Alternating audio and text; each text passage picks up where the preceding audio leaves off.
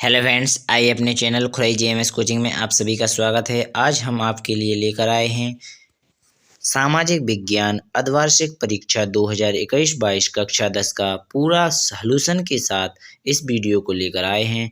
अगर आप यह वीडियो देख लेते हैं तो अर्धवार्षिक परीक्षा के साथ साथ अगर आपका वार्षिक परीक्षा भी कंप्लीट ना हुई तो कहना, यानी वार्षिक परीक्षा का यही ही आपका मॉडल पेपर है। क्योंकि आप जानते हैं अर्धवार्षिक का मतलब ही आधी वार्षिक यानी आधा ही वार्षिक का पेपर रहता है। तो मैं 100% गारंटी ले सकता हूं कि आपका वार्षिक का पेपर आधा इसी में से नहीं आया तो कहना। बिना टाइम खराब किए वीडियो को स्किप ना करते हुए वीडियो को पूरा देखना।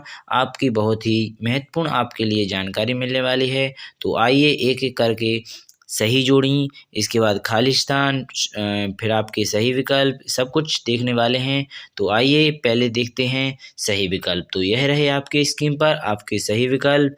तो आपको दिख ही रहे होंगे स्क्रीन पर, तो इनको थोड़ा पढ़ लीजिए, क्योंकि अगर हम पढ़ने लग गए तो वीडियो बहुत बड़ी हो जाएगी। तो इसे आप पढ़ लीजिए जल्दी। स्थायी वनों का सर्वाधिक क्षेत्र किस क्षेत्र में है? तो ये आप यहाँ पर देख सकते हैं। इनका हल आप चाहें तो कमेंट बॉक्स में बता सकते हैं। अगर हमसे चाहते हैं तो अगली वीडियो का इंतज़ार करना पड़ेगा।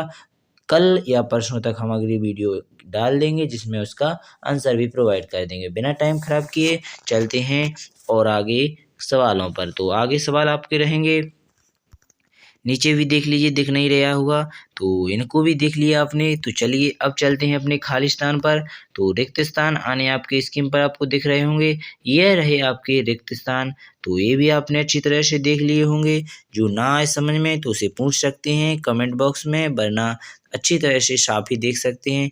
जो नहीं जानता देखकर वो हमारे वीडियो को थोड़ी देख ले, और साफ में वैसे तो प्रयास करूँगा कि आपको साफ ही दिखे। बिना टाइम खराब किए चलिए, पहला खालिस्तान आपका है, संपूर्ण उत्तरी मैदान खालिस्तान मृदा से बना है। तो आपको आंसर देना है। इसके बाद आती हैं आपकी सही जोड़ियाँ। तो सही जोड़ियाँ हैं आपकी आ में बा को मिलाना है। तो आपका खास का पूछा है, किसका पूछा है? शाख मृदा। शाख मृदा किससे है? तो यहाँ पर यह 4 आपके यहाँ पर भी हैं, पर 6 नंबर के 6 होना चाहिए। तो 2 आपकी स्क्रीन पर आपको दिख रहे होंगे, यह रहे आपके 2। तो आइए एक वाक्य में उत्तर भी आ चुके हैं, तो इनको भी पढ़ लीजिए थोड़ा। एक वाक्य में उत्तर आपका पहला क्वेश्चन है, रेगर या कपास वाली मिट्टी को क्या कहते हैं? तो इसे भी देख लीजिए अच्छी तरह से, आशा करूंगा समझ में आ रहे होंगे। तो आइए थोड़ी जानकारी के लिए सत्य असत्य भी देख लीजिए। तो यह रहे आपके सत्य असत्य। सत्य असत्य बताइए। भारत में 4 शेष ऋतुएं हैं, यानी कौन कौन सी हैं 4 शेष ऋतुएं? आप जानते हैं, रवि, खरीफ, जायसी और जायद। आशा करूंगा सबको समझ में आ गए होंगे।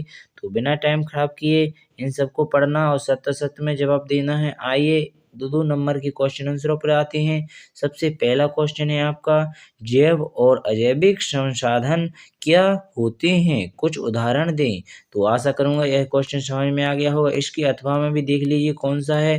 तो इसके अथवा में आपका क्वेश्चन रहने वाला है, समुच्च जुताई किसे कहा जाता है? तो आशा करूंगा समझ में आ गया होगा। 7वां क्वेश्चन आपकी स्क्रीन पर आपको दिख रहा है, आरक्षित वन क्या है? तो इसके अथवा में आपका क्वेश्चन दिया हुआ है, उन वन प्राणियों के नाम लिखिए जो अब विलुप्त होने के कगार पर हैं। तो आइए समझ में आ गया होगा।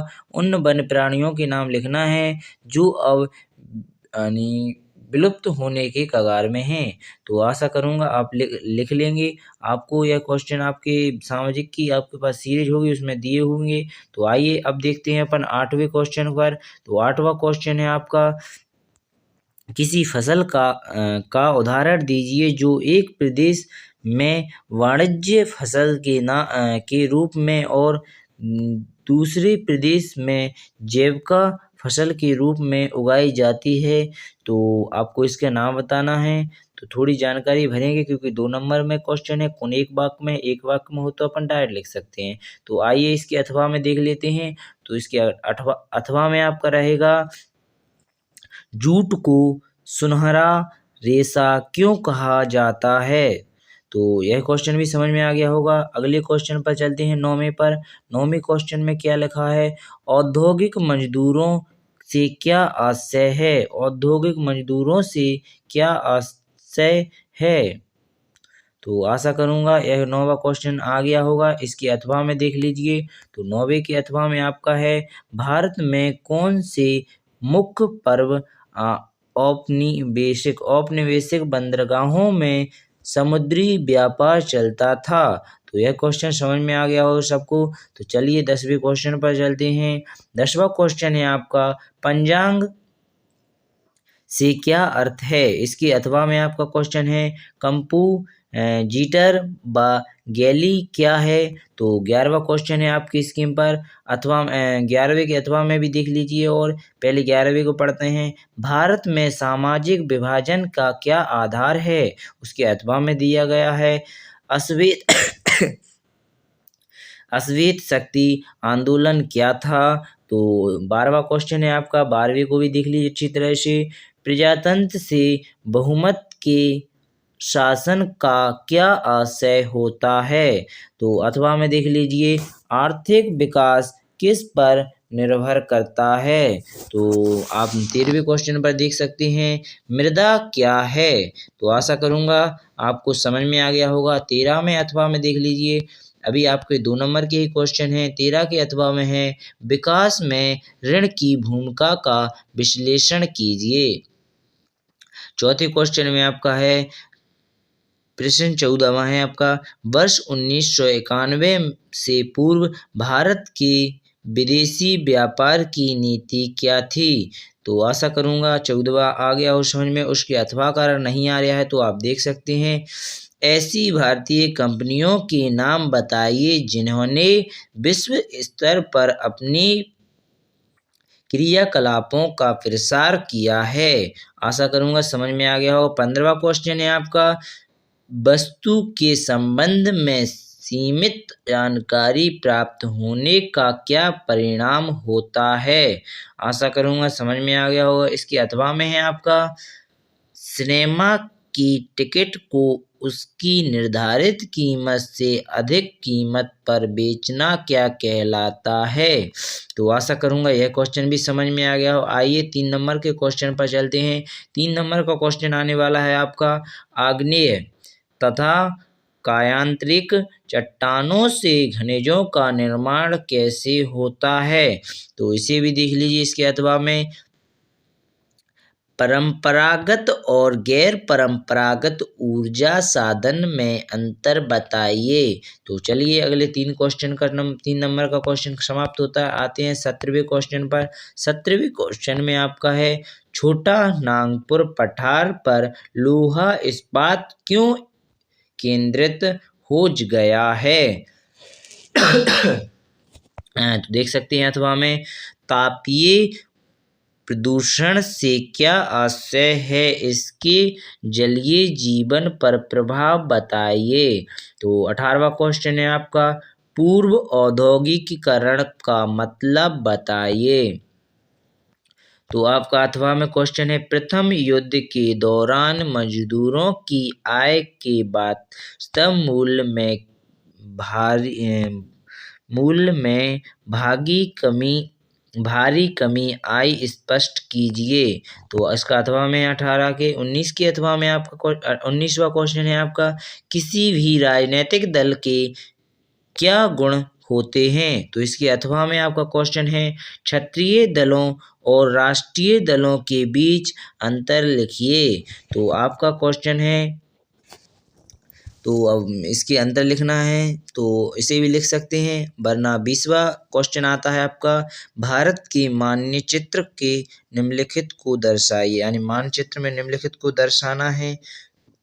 जो आपके पेपर में आपको दिया होगा मानचित्र, वहाँ पर आपको यह दर्शाना पड़ेगा, प्रमुख खनिज तेल उत्पादक क्षेत्र, अभ्रक उत्पादक क्षेत्र मध्य प्रदेश में, कोयला उत्पादक क्षेत्र कर्नाटक में, नाभिकीय ऊर्जा केंद्र।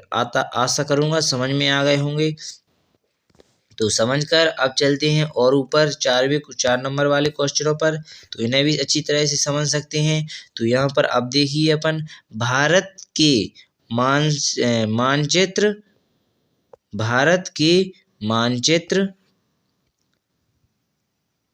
भारत की मानचित्र पर निम्नलिखित को दर्शाइए। तो यह भी क्वेश्चन आ सकता है आपकी अथवा में। तो यहाँ पर आपका यह रहने वाला है राजस्थान में अभ्यारण्य क्षेत्र नरोरा परमाणु केंद्र। तीसरा है आपका सतपुड़ा तापीय ऊर्जा संयंत्र, रावत भाटा आणविक संयंत्र। तो 21वां क्वेश्चन 4 नंबर में आपका लिखने वाला है कल्पना कीजिए कि आप सिविल नाफरमानी आंदोलन में हिस्सा लेने वाली महिला हैं। बताइए कि इस अनुभव का जीवन में क्या अर्थ होता है। तो इसके अथवा में भी पूछ सकते हैं आपसे सविनय अवज्ञा आंदोलन का वर्णन कीजिए।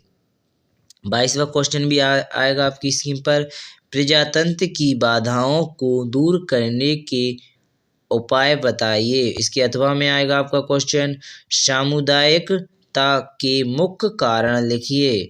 23वां क्वेश्चन रहेगा आपका 4 नंबर में, जिसे कहेंगे बाजार में नियमों तथा विनियमों की आवश्यकता क्यों पड़ती है, कुछ उदाहरणों के द्वारा समझाइए। उसके अथवा में आपका क्वेश्चन आ सकता है उपभोक्ता शोषण के किन्हीं 4 प्रकारों का वर्णन कीजिए। आशा करूंगा पूरा पेपर आपको अच्छी तरह से समझ में आ चुका होगा। अगर आपको पेपर समझ में आ चुका हो तो अर्धवार्षिक के लिए भी यह पेपर बहुत ही महत्वपूर्ण है, और वार्षिक के लिए तो इतना इम्पोर्टेंट है कि यह समझ ले कि यह वार्षिक पेपर ही है। आशा करूंगा समझ में आ गई होगी, और बिना टाइम खराब किए अगली वीडियो का इंतजार कीजिए। जब तक के लिए सभी बच्चों के लिए, सभी भाई बहनों के लिए नमस्कार एवं भारत माता की जय कहते हुए भारत माता की जय।